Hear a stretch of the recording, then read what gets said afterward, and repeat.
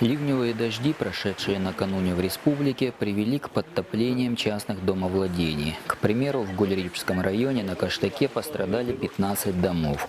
Уровень воды во внутренних помещениях составил более полуметра.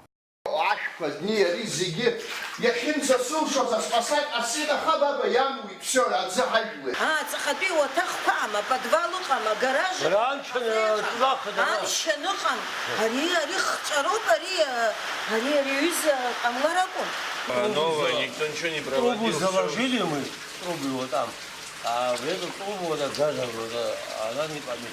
А тогда была открыта, помнишь, вот это большое, и хоть такие шали, помнишь? Вот в Бусе Амлакой, в Гаграх то же самое. Нельзя закрывать. Нельзя закрывать. Под напором воды не устояли и деревья, перекрыв автодороги. Спасатели распилили их и освободили проезжую часть. В пострадавших домах сотрудниками МЧС ведется откачка воды и промывка территорий.